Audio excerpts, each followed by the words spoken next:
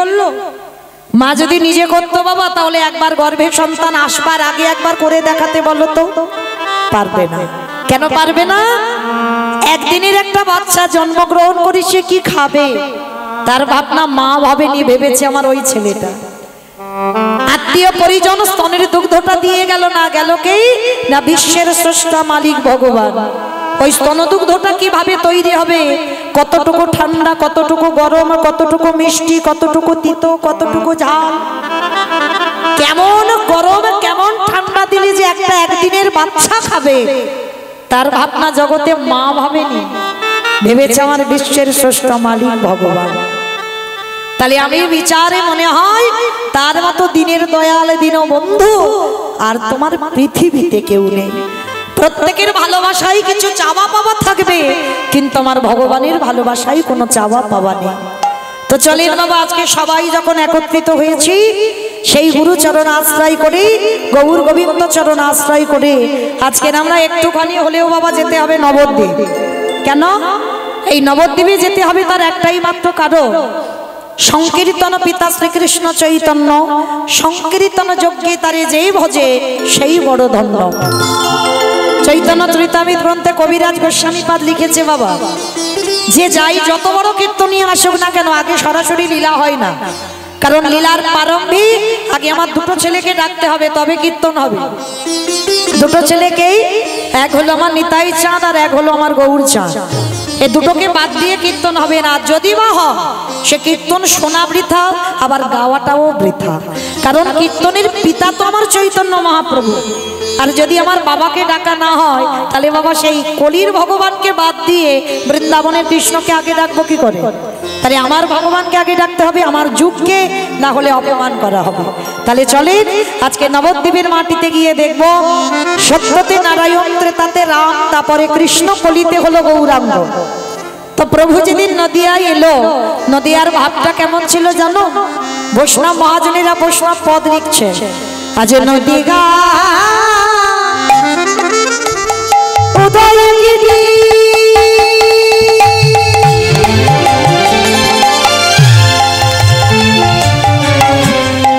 পরিণত চন্দ্র গৌর হরি, ওই নদিয়া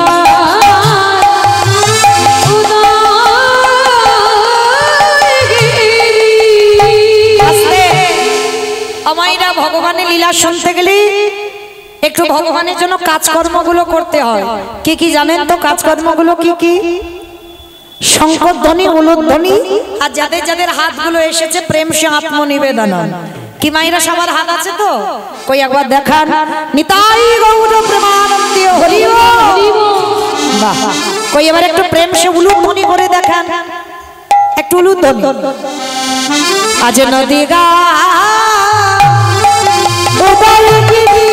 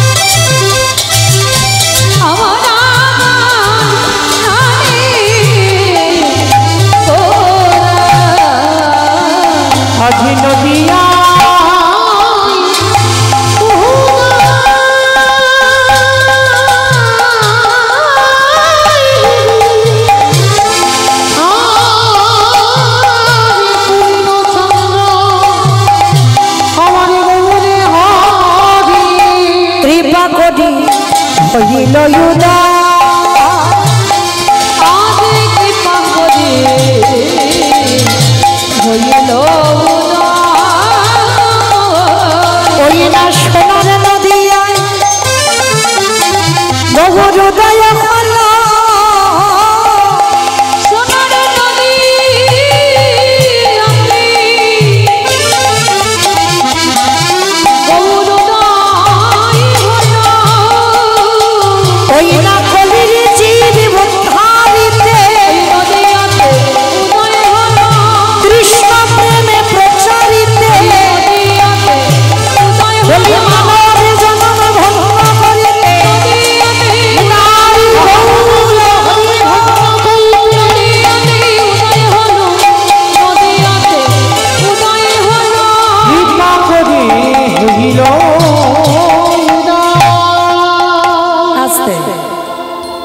সত্য যুগে নারায়ণ হয়ে বড় লোক হলো, ত্রেতা যুগে রামচন্দ্র হয়ে বড় লোক হলো, তারপরে কৃষ্ণ হয়ে বাবা সেও বড় লোক হলো, তাই না? বৃন্দাবনের রাজার ছেলে, মথুরার রাজা, দ্বারকার রাজা। কিন্তু সেই ভগবান কলিযুগে এসে বাবা কাঙাল হলো কেন? শুধু কাঙাল হলো নয় বাবা, একটা 24 বছরের ছেলে 60 বছরের মার পা ধরে বলছে কৃষ্ণ বলো। এটা মেনে নেওয়া যায়, কারণ একটা 24 বছরের ছেলে 60 বছরের মার পা ধরতে পারে। আবার 24 বছরের ছেলে 80 বছরের বাবারও পায়ে ধরতে পারে। কিন্তু 24 বছরের ছেলে ভগবান হয়ে তিনি বাবা যারা ছোট, যারা মুসলমান বিধর্মী, তাদেরও চরণ ধরে বলছে তোরা একবার কৃষ্ণ বল। মানে জাতের বিচারও করছে না ভগবান, ওটা তো মানুষ করে, জাতের ভেদাভেদ। আমার ভগবানের কোনো বিচার নেই, মানে যাকে দেখতে পাচ্ছে উঁচু নিচু বিচার করছে না, ধুলাই গড়াগড়ি দিয়ে বলছে তোরা একবার কৃষ্ণ বল। কেন? ভগবান হয়ে বাবা যার ইচ্ছাতে জগৎ লয় প্রলয় হয়ে যায়, সেই ভগবান আজকে ধুলা মাপছে কেন? এই ধুলা মাপছে কেন জানো বাবা? একটা কারণ আছে, যেটা আপনারা আমরা বিশ্বাস করি না, আমরা মানি না বাবা, মানতে চাই না। কিন্তু মা আমার কথা শুনলে বুঝতে পারবেন এই গুরুজনদের পাদ ধুলার কত দাম। আমরা যারা জানি না, মানি না, বিশ্বাস করি না, তাদের কথা ছেড়ে দাও। কিন্তু বাবা যারা মানে, যারা বিশ্বাস করে যে গুরুজনদের পদধূলার যে কত দাম, তার প্রমাণ বাবা মহাভারতে যুধিষ্ঠির মহারাজ দিয়ে গেছে। এই যারা মহাভারত জ্ঞানী বাবা, যারা শাস্ত্র জ্ঞানী, যারা তত্ত্ব জ্ঞানী, এই যুধিষ্ঠির পদ যদি একবার কেউ অবলম্বন করতে পারে বাবা, সশরীরে স্বর্গবাস। একাই গিয়েছিল তো পাণ্ডবদের মধ্যে বাবা। কেন যুধিষ্ঠির পদগুলো একটু লক্ষ্য করেন, একটু বলি মা। আচ্ছা ধরো পাশবাড়ির সঙ্গে আপনার খুব ঝগড়া, মানে শুধু ঝগড়া বলা ভুল হয়, মানে মুখ দেখা দেখি নেই বাবা, থানা পুলিশ হচ্ছে। আচ্ছা বলো, তোমার সকালবেলা ঘুম থেকে উঠে স্নান টান করে পরিষ্কার হয়ে হয়তো কোনো একটা শুভ কাজে যাবে, আর হঠাৎ যদি সেই শত্রুটা তোমার সামনে পড়ে যায়, সত্যি করে বলবে মা তাকে প্রণাম করে তুমি সেই কাজে যাবে কি বাবা? আমরা যেতে পারবো? সবার আগে আমাদের একটাই কথা মুখ থেকে এসে যাবে, হায় হায় হায় গো, সকাল সকাল আমার শত্রুর মুখ দেখে যেতে হচ্ছে, তার মানে আমার দিনটা ভালো যাবে না। কি মা আমরা এটাই বলবো তো, যে শত্রুর মুখ দেখে গেলে আমাদের দিন ভালো যায় না। কিন্তু মনে রেখো মা, সে শত্রু হোক আর মিত্র হোক, যদি বয়সে গুরুজন হয়, শত্রুকে বড় জায়গা দিতে হবে। তার পদধূলাটা তুমি নিতে শেখো, আর যদি তুমি শিখতে পেরেছো, তাহলে বাবা তোমার সব কাজে জয় জয়কার হবেই হবে। প্রমাণ দেখো দিয়ে গেছে যুধিষ্ঠির মহারাজ। কুরুক্ষেত্রের যুদ্ধের প্রারম্ভে মানে আগের দিন ভগবান কৃষ্ণ ডাকছে যুধিষ্ঠির দাদাকে, যুধিষ্ঠির দাদা আর বিলম্ব করো না, তাড়াতাড়ি তুমি গুছিয়ে নাও, সকালবেলা আমার কুরুক্ষেত্রের মাঠে যেতে হবে, ধর্মক্ষেত্রে কুরুক্ষেত্রে। তা যেই না কথাটা শুনেছে যুধিষ্ঠির মহারাজ বলছে কৃষ্ণ কৃষ্ণ, আর একটু পরেই তো সকাল হয়ে যাবে, কৃষ্ণ তুমি একটু দাঁড়াও, আমি একবার যাব আর আসবো। তা ভগবান হেসে বলছে যুধিষ্ঠির দাদা তুমি কোথায় যেতে চাইছো? বলে জানো কৃষ্ণ, আমি একবারের জন্য আমি আমার বড় মার কাছে যেতে চাই। বাবা ঠাকুর বড় মাটাকে যুধিষ্ঠির বড় মা,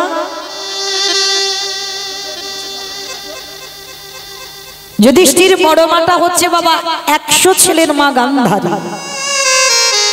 যুধিষ্ঠির বলছে কৃষ্ণ দাঁড়াও, আমার বড় মার কাছে যাবো আর আসবো। তা কৃষ্ণ বলছে আচ্ছা দাদা তুমি কেন যেতে চাইছো? বলে জানো দাদা, আমি এমনি এমনি যাচ্ছি না, আমি যেতে চাইছি কেন জানো? সকাল হলেই তো আমাকে ওই কুরুক্ষেত্রে যেতে হবে, যুদ্ধের রণাঙ্গনে। তাই আমি রাত্রি থাকতে থাকতে একবার আমি আমার বড় মাকে প্রণাম করতে চাই। অসম্ভব! যে বড় মা সারা জীবন তোমাকে পুত্র বলে স্বীকার করেনি, যে বড় মা সারা জীবন ঠাকুরের কাছে মানত করেছে কবে পাণ্ডবদের নিধন হবে, যে বড় মা সব সময় মানত করে কবে যুধিষ্ঠির মরবে, আর তুমি কিনা যুদ্ধে যাবার আগে সেই বড় মাকে প্রণাম করতে যাচ্ছ। কথাটা শুনে বাবা যুধিষ্ঠির মহারাজ বলেছিল, কৃষ্ণ এই কথাটা অন্য কেউ বললে মানতাম, কিন্তু কৃষ্ণ এটা তোমার মুখে সাজে না ভাই, কারণ আমি জানি আমার বড় মা ভালো নয়, আমার বড় মা খারাপ, আমার বড় মা আমার খারাপ চাই, আমার বড় মা ঠাকুরের কাছে কেঁদে বলে কবে যুধিষ্ঠির মৃত্যু হবে আমি জানি। কৃষ্ণ বলছে জানো তো তাকেই প্রণাম করতে যাচ্ছ, একটা শুভ কাজে যাবে। বলে কৃষ্ণ ভেবে দেখতে হবে সে যে আমার বড় মা, আমার মায়ের থেকেও বড়, আর এই জগতে যে মায়ের থেকে বড় হয় তাকে যদি প্রণাম না করি কৃষ্ণ, আর কাল সকালে যুদ্ধক্ষেত্র থেকে যদি আর কোনোদিন না ঘরে আসি তাহলে তোমার বড় মার পদধূলাটা নেওয়া হবে না। কৃষ্ণ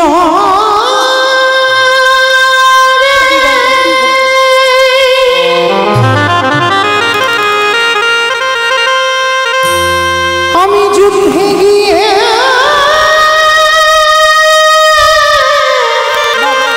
ফিরে আসি, কৃষ্ণ তবে আমার বড় মার চরণে ধুলা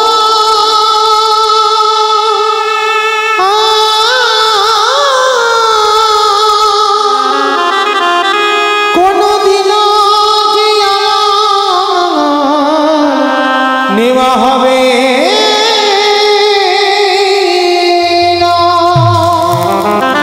ভগবান কৃষ্ণ চমকে উঠেছে, যুধিষ্ঠির দাদা তুমি কাল যুদ্ধে গিয়ে যদি ফিরে না আসো তার জন্য আজকের শত্রুকে প্রণাম। ওই যে বললাম কৃষ্ণ আমি তো কোনোদিন ভাবিনি শত্রু, আমার বড় মা ভেবেছে আমি শত্রু, কিন্তু আমি কোনোদিন কাউকে শত্রু ভাবি না। আর জানো কৃষ্ণ আমার মার থেকে আগে জায়গা আমার বড় মা, আর তাকেই প্রণাম করে আমি চলে আসবো, অনুমতি দাও। কৃষ্ণ বলছে ঠিক আছে তুমি যাও, তবে দেরি করবে না, প্রণাম করেই তুমি চলে আসবে। এই জায়গাটা মা খুব মন দিয়ে একটু আস্বাদন করবে। আমরা তো শত্রু দেখলে 10 পা পিছনে হাঁটি, আর যুধিষ্ঠির মহারাজের পথ দেখো যুদ্ধে যাওয়ার আগের দিন গান্ধারী ঘরের দরজা বন্ধ করে কাঁদছে, কেন 100 ছেলের মা তো, আর পৃথিবীতে ছেলের আজ মঙ্গল হবে না অমঙ্গল হবে, সবার আগে বাবা মার মনটা কুক ডেকে ওঠে যে আজ আমার সন্তানের ভালো হবে না মন্দ হবে। 100 ছেলের মা বসে বসে কাঁদছে আর বলছে কৃষ্ণ জনবাবার সঙ্গে সঙ্গে কেউ তো অপরাধী হয় না, তাহলে আমার 100টা ছেলের মধ্যে তুই 99টা খারাপ করতে পারতিস, একটা ছেলেকে কি পারলি না একটু ভালো করে দিতে? আমার 100টা ছেলে সব কটা তুই খারাপ করে দিলি, আমার একটাও ছেলেকে ভালো করলি না। আমি জানি কৃষ্ণ আমার 100টা ছেলে যুদ্ধে যাবে, ওরা আর কেউ ঘরে ফিরবে না, আমি জানি, আমার মনটা কুগাইছে, আমি তো মা, আমি বুঝতে পেরেছি। গান্ধারী বসে বসে কাঁদছে, আর সেই সময় যুধিষ্ঠির মহারাজ এসে দরজায় ডাকছে বড় মা, বড় মা। যেইরা বড় মা বলে ডেকেছে সঙ্গে সঙ্গে গান্ধারী বসে কাঁদছিল তো চমকে উঠেছে। কে ডাকলো? ছুটে দরজায় গেছে, দেখে না সব থেকে বড় শত্রু দরজায় দাঁড়িয়ে আছে। কি চাস? কেন এসেছিস? এক্ষুনি পালিয়ে যা, আমার দুর্যোধন তোকে দেখতে পেলে এক্ষুনি তোকে বধ করে দেবে। যুধিষ্ঠির করজোর করে বলছে না বড় মা, দুর্যোধন এখন আমায় মারবে না। কেন জানো বড় মা? এখন আমি ওর দাদা আছি। কাল যখন আমি রণাঙ্গনে দাঁড়াবো, আমরা 5 জন আর ওরা 100 ভাই, তখন আমরা শত্রু হব। এখন আমি শত্রু নয়, এখন আমি ওর দাদা আছি। এখন আমার মারবে না, দেখতে পেলেও মারবে না। কি চাস? কেন এসেছিস তুই আমার কাছে? বল, কি জানতে চাস? বড় মা, একটা কথা বলবো। জীবনে তো আমি তোমার কাছে কোনোদিন কিচ্ছুটি চাইনি। জীবনে কোনোদিন বলিনি বড় মামা এটা দাও ওটা দাও, কোনোদিন বলিনি। আজকের আমি একটা জিনিস চাইবো, তুমি আমায় দেবে। কি চাস? আমার কাছে কি এমন জিনিস আছে যে আমি তোকে দেব? আছে বড় মা, আছে, তোমার কাছে আছে।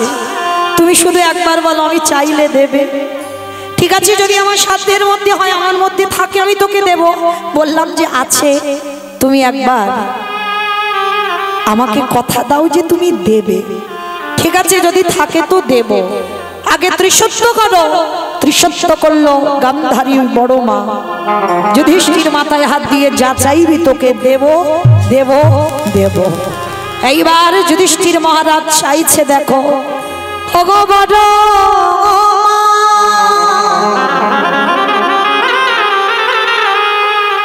তোমার চরণ তলে নিবেদন, জীবনে তোমার এই যুধিষ্ঠির কিছু চাইল না। এই জীবনে প্রথমবারে তোমার কাছে একেবারে আঁচল পেতে চাইছে। কি চাস? একবার আমার মাথায় হাত দিয়ে তুমি বলে দাও, কাল সকালে যুদ্ধে গিয়ে যেন যুধিষ্ঠির মৃত্যু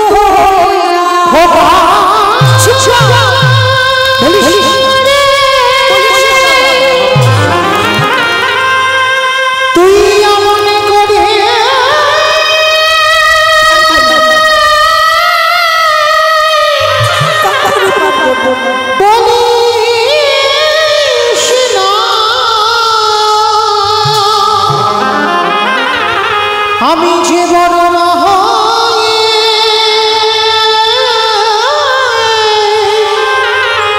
সহিতে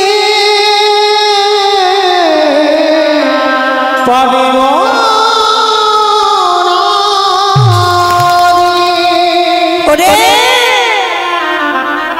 এ জগতে কোনো মা পারে না ছেলের মাথায় হাত দিয়ে বলতে যে কাল তোর মরণ হোক। কেন পারে না বড় মা? তুমি তো সর্বদা ঠাকুরের কাছে বলো কেঁদে কেঁদে, কবে যুধিষ্ঠির মরবে। তাহলে আজকে তোমার কাছে চাইছি, তুমি দিচ্ছ না কেন? আজ একবার বলো না। গান্ধারী বলছে, তুই কালকে যুদ্ধে মরতে চাস কেন রে বাবা? ওই যুধিষ্ঠির বলল, ওগো বড় মা,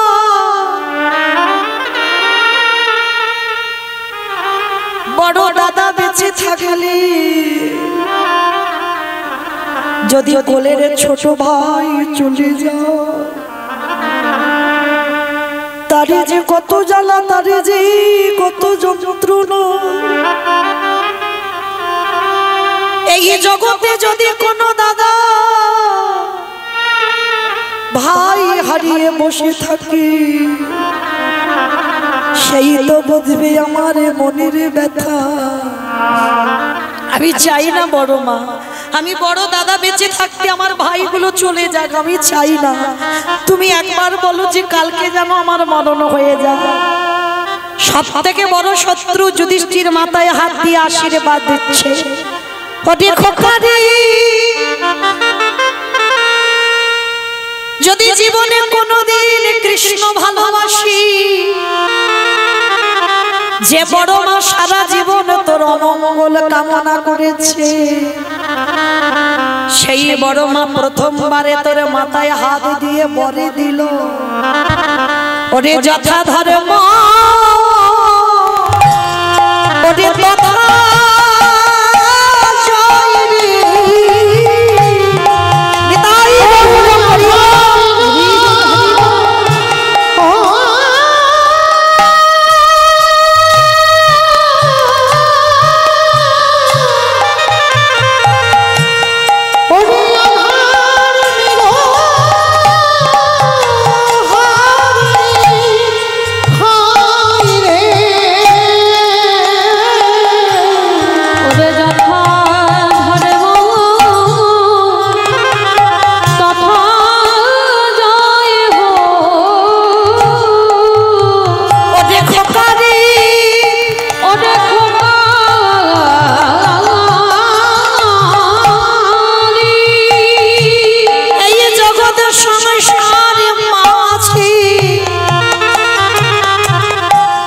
একেবারে ধর্মকে আঁকড়ে ধরতে পারে শয়ন ধর্ম তারে রক্ষা করে যে জনে ধর্ম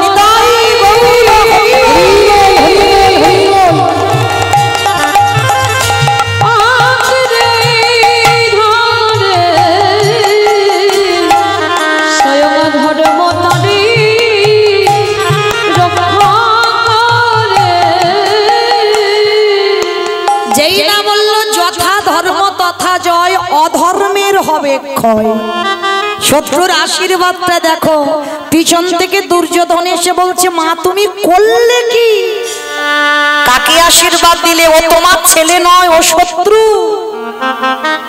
গান্ধারী কেঁদে বলল খোকারে আমি আমার দিব্য নয়নে দেখতে পেলাম যে পক্ষে আমার কৃষ্ণ রয় সে পক্ষে রেখে কোনদিন অপমৃত্যু হয়। ওরে দুর্যোধন ভালো করে তাকিয়ে দে, ওই কুরুক্ষেত্রের মাঠ থেকে পাণ্ডবরা জয়ী হয়ে ঘরে ফিরছে।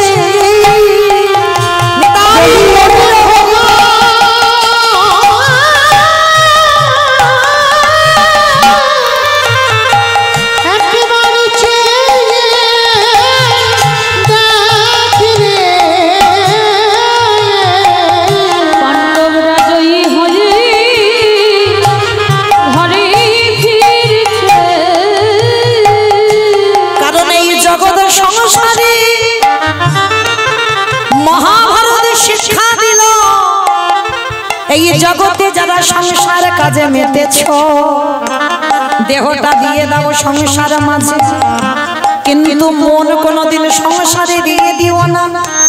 মনে যদি গোবিন্দ চরণে রেখে দেহ সংসারে রেখে কেউ যদি সংসারে ডুবতে পারে তারে অচিরে কৃষ্ণ প্রাপ্তি।